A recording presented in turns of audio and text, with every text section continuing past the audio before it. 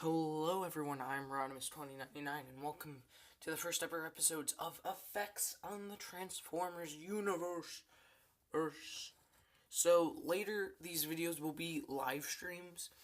I thought the first episode should just be a general looking at just normal kind of Rodimus rants type style.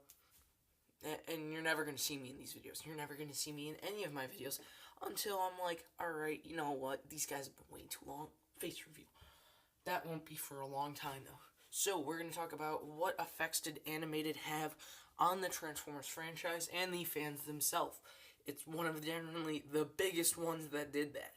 So, of course, we did get Talking Bumblebee, but that really didn't stay for long. That stayed for just like Animated, then Michael Bay came, and that went way gone.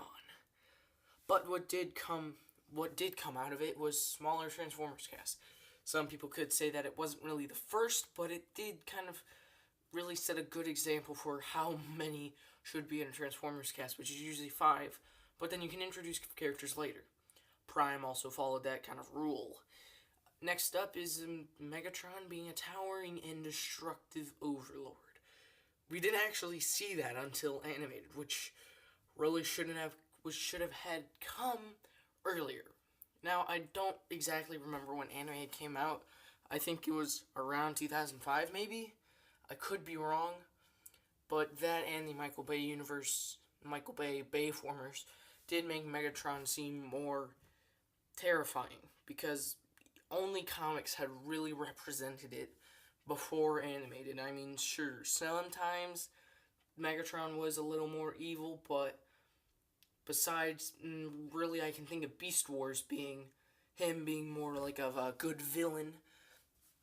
But otherwise, it was mainly just this Megatron was towering and evil and smart. Also gave us the introduction of human Transformers, which did not stay long, but was still a quality idea that did take people into consideration. Of course, what did take really more people head on was the drawing style. Making, of course, big chins made people kind of upset about it, but of course it did kind of continue on with certain characters. And also, this is the part where I talk about the effects it had on fans, because it didn't have too many effects on Transformers, such as series like the Bayformers and Prime, but the fans. This is where it really hit hard, most, because there's people like Badlamprey, who is making his own custom Transformers out of spare parts and spare Transformers to create an entire animated cast. And yeah, he really does do good customs. I'd really recommend him if you're into Transformers at all.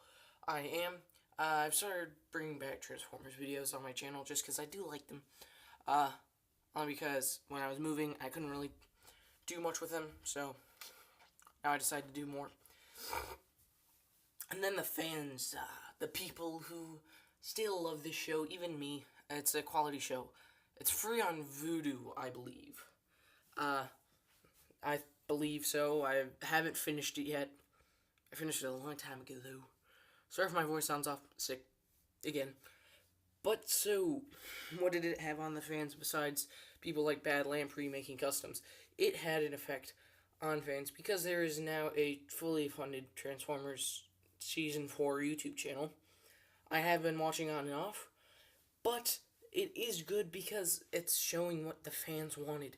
And even TF Nation released an exclusive comic book of Transformers Animated, which did feature such kind of a resolve ending, but it didn't, because the fans still wanted more, because it was probably one of the best Transformers series besides Prime. But of course, Prime was meant for the adults.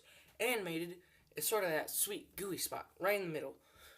And it hit a lot of fans hard because it was different, it was new, and it was pretty fun. They made Bumblebee and characters like Bulkhead, which really weren't interesting, come back into it.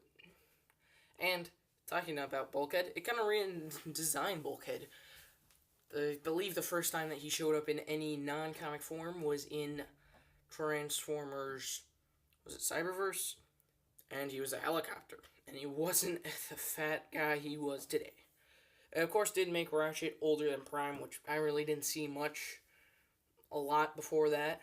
And it did make Prime a young Autobot, which obviously has sort of translated now. Of course, some people are just saying, not really. But animated was probably the best thing because it showed characters such as Omega Supreme in such a nice way. Instead of making him a full-on rocket with tank space shuttle thing, and like space station, they made him just a spaceship, and that was good. And this did affect the Transformers and fans because it's still technically alive today. People still enjoy it, people still watch it, people are still making stop motions of it. I'm making a video on it, and I still love animated. So anyway, thank you guys for watching. This has been a short video, probably not the most correct, but anyway, animated really affected the fans, not mainly the stuff, the toys themselves. Anyway, thank you for watching, and I'm Rodimus2099, signing out. See ya. Outro, still haven't come up with one. Goodbye. That was an accident.